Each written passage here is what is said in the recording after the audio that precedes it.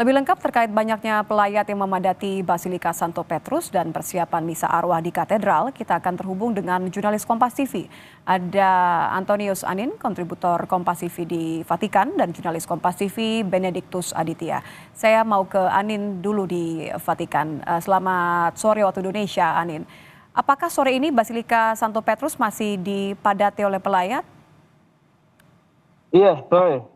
Memang, seperti kita sudah ketahui, semenjak wafatnya Bapak Suci Paus Fransiskus, Basilika Santo Petrus dan lapangan Santo Petrus menjadi destinasi utama para peziarah untuk datang melayat dan melihat Bapak Suci Paus Fransiskus.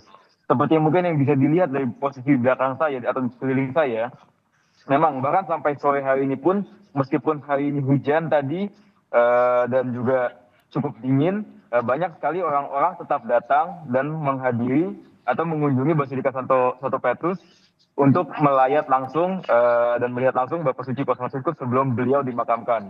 Jumlahnya sendiri diperkirakan orang yang masuk ke dalam Basilika diperkirakan bisa lebih dari 20.000, dan di sekeliling Basilika dan Vatikan dan sekelilingnya diperkirakan oleh petugas keamanan setempat kurang lebih ada hampir 100.000 orang, hampir 100.000 peziarah. Jadi memang bisa dilihat ada antusiasme yang sangat besar dan animo yang sangat besar, karena memang Bapak Suci Paus Fransiskus adalah seorang sosok yang sangat cintai oleh umatnya dan juga oleh semua orang, oleh banyak sekali orang di dunia. Jadi memang bisa di sekeliling saya banyak sekali orang-orang datang dari seluruh dunia datang untuk melayat dan memberikan salam terakhir untuk Bapak Suci Paus Fransiskus. Begitu. Apakah artinya pengamanan diperketat mengingat memang ada begitu banyak pelayat yang datang? Ya, baik. Memang pengamanan di sini sekarang sangat diperketat, sangat berbeda dari sebelum-sebelumnya, di mana sebelum-sebelumnya jalan masuk menuju lapangan Santo Petrus dan jalan masuk menuju Basilika Santo Petrus cenderung lebih terbuka.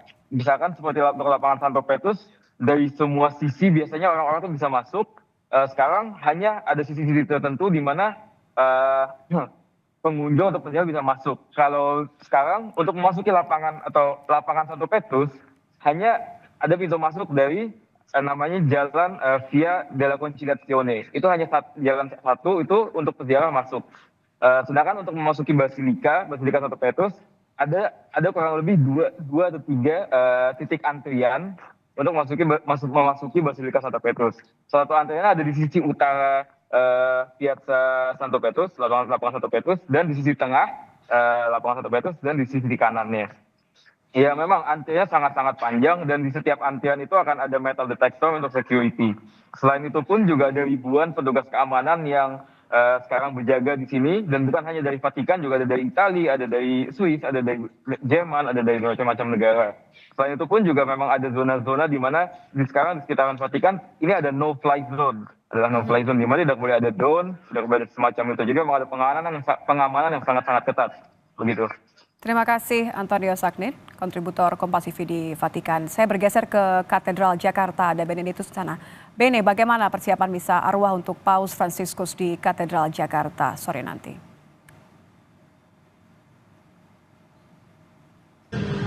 Ya Nitya, memang kalau di katedral sendiri persiapannya ini sudah cukup matang begitu, di mana ini para umat juga sudah mulai berdatangan sejak tadi pukul 3 sore, meskipun memang kita ketahui untuk misa arwah atau misa requiem sendiri ini akan dilaksanakan pada pukul 18.00 waktu Indonesia Barat, dan juga ini akan dipimpin langsung oleh Duta Besar Vatikan untuk Indonesia, yaitu Monsignor Piero Piopo, dengan didampingi oleh Uskup Agung Jakarta Monsignor Ignatius Kardinal Suharyo, dan juga Uskup Bandung yang juga merupakan Ketua Konferensi Wali Gereja Indonesia, yakni Monsignor Antonius Subianto. Dan memang sejauh ini persiapan sudah dipersiapkan gitu oleh pihak katedral. Juga ini kantong-kantong parkir juga sudah diantisipasi dengan melakukan kerjasama atau komunikasi dengan Masjid Istiqlal begitu, di mana nantinya memang ini para umat Katolik yang akan melaksanakan kegiatan misa arwah ini bisa memarkirkan kendaraannya di Masjid Istiqlal. Dan juga ini infonya kami terima, memang untuk jembatan silaturahim sendiri ini sudah dibuka, sehingga nanti beberapa umat Katolik yang memarkirkan kendaraan di Masjid Istiqlal ini bisa menggunakan jembatan tersebut untuk melakukan misa arwah yang akan dilakukan pada pukul 18.00 waktu Indonesia Barat mendatang. Begitu Nitya. Baik, terima kasih.